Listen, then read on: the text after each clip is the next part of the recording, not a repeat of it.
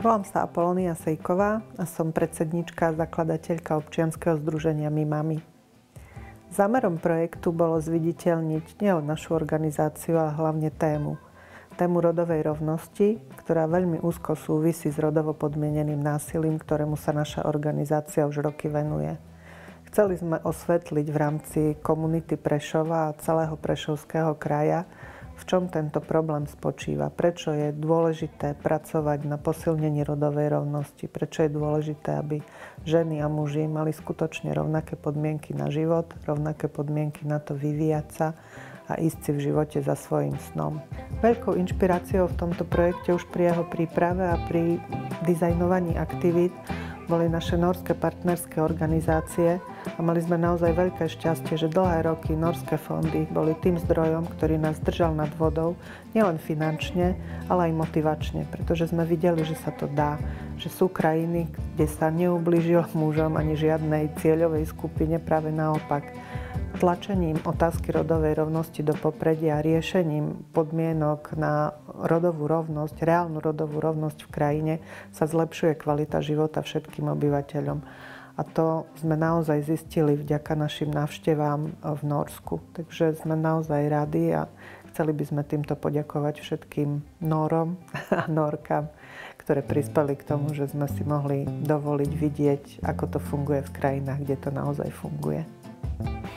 V našej práci so ženami zažívajúcimi násilie si veľmi silno uvedomujeme, že pre všetky zúčastnené strany by bolo lepšie situácii násilia predchádzať.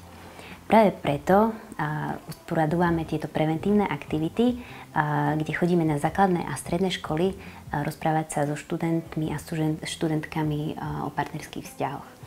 Vychádzame z toho, že násilie je rodovo podmienené, a že rodové stereotypy, ako žena má počúvať muža a muž má právo potrestať ženu, sú hlboko zakorenené v našej spoločnosti. A práve preto sa venujeme aj týmto rodovým stereotypom a tiež reflexii rodovej roli. Rozprávame sa s deťmi napríklad o tom, aké vnímajú očakávania spoločnosti od ich rodovej roli, ale tiež aké majú oni sami očakávania od partnerských vzťahov. Pre účely týchto preventívnych aktivít vznikli aj metodiky špeciálne, volajú sa Sme v tom spolu, sú rozdielne pre základné školy aj pre stredné školy a vznikli takisto aj pre pedagógov. V rámci preventívnych aktivít ich používame, rozdáme ich študentom, ale veľkú časť týchto dopoludní venujeme aj diskusiám a vždy sa snažíme reflektovať, akú máme skupinu momentálne, aké sú ich potreby, čiže na začiatku sa predstavíme, trošku si niečo povieme aj o našej organizácii, o našej práci a potom vlastne prejdeme plynule na tie rodové stereotypy, takisto aj na tie vzťahy, na tie varovné signály, používame aj rôzne audiovizuálne pomôcky, ako napríklad videá, ktoré vznikli v rámci organizácie My Mami varovné signály. A potom vnímame, aké sú potreby týchto účastníkov. Niektorá skupina sa viacej pýtajú, viacej sa chcú o tom rozprávať, iná skupina ju treba trošku facilitovať, čiže je to veľmi individuálne.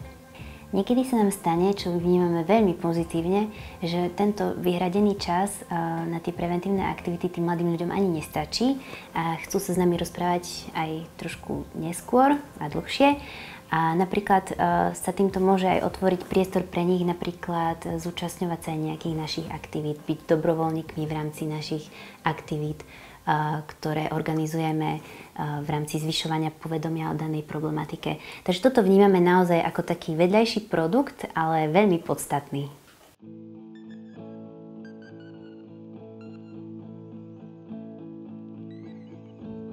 V roku 2021 sme začínali kampaň o 16 dní aktivizmu proti násiliu páchanému na ženách. 16 dní sme tento rok otvárali výstavou v spolupráci s združením Prerak. Výstava sa volala Karikatúra a kreslený humor proti rodovým stereotypom a otvárali sme ju v Krajskej galérii v Prešove. V tomto roku sme mali tú smolu, že pokračovali covidové obmedzenia a tak sme nemohli podujatia a vlastne ani výstavu realizovať vo fyzickom priestore, tak sme boli nútené prejsť do online priestoru. S tým nám veľmi pomohlo VEIV, Centrum nezávislej kultúry. Mali dlhodobé skúsenosti s realizáciou takýchto podujatí online. V rámci prvých 16 dní sme odvysielali divadelné predstavenie Versus od banskobystrického zoskupenia Odivo. Súčasťou 16 dní je taktiež rodová čítareň. Tento rok sme si pozvali Ivanu Gibovú, s ktorou sme mali veľmi zaujímavú diskusiu o jej aktuálnej knihe Eclectic Bastard. Do online priestoru sa nám podarilo preniesť aj workshop radikálnej výšivky z Kundikru, a tak si účastníci a účastníčky workshopu mohli vo svojej bubline domácnosti vyšiť radikálne heslá, pre ktoré sú práve Kundikru tak známe. A v neposlednej rade by som spomenula pub quiz o ženských právach, do ktorých sa zapojilo niekoľko tímov, a tak sa niečo zaujímavé naučili. Dobrý večer prajem, ahojte všetci. Vítam vás z Centra nezávislej kultúry Wave a srdečne vás zdravím všetkých do vašich domácností, v ktorých sa práve teraz zrejme nachádzate, keďže tu máme náš obľúbený lockdown. No a keďže musíme byť všetci doma a nemôžeme tu byť naživo vo Wave, tak aj toto naše dnešné podujatie sa bude diať takýmto spôsobom. Ahoj, dobrý večer, ahojte všetci, pozdravujem vás.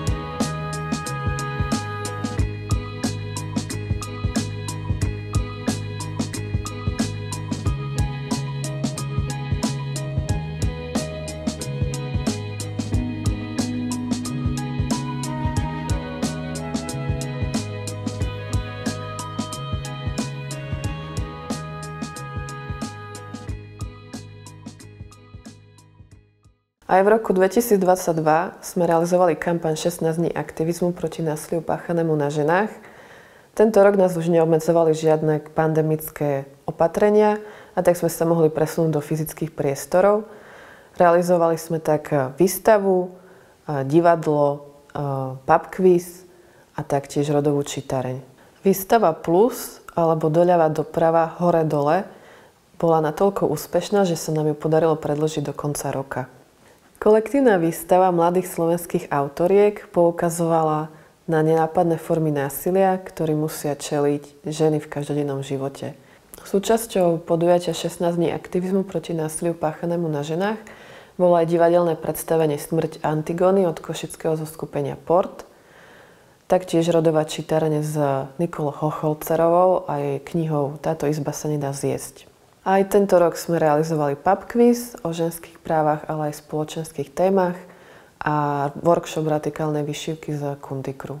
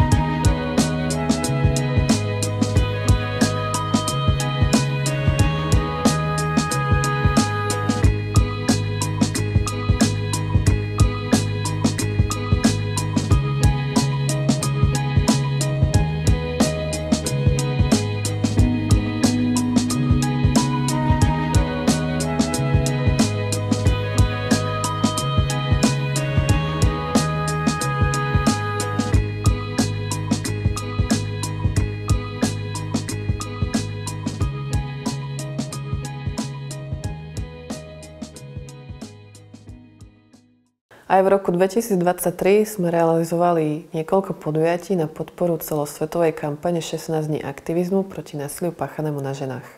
Aj tento rok sme zorganizovali výstavu v Krajskej galérii v Prešove v spolupráci s kurátorom Eduardom Klenom. Výstavu sa nám podarilo posunúť do medzinárodných rozmerov. Kolektív vystavujúcich autorov a autoriek doplnili taktiež Mária Proškovská z Ukrajiny a Beata Rgoš z Poľska. Aj tento rok sme organizovali podujatia vo Vejve, Centre nezávislej kultúry.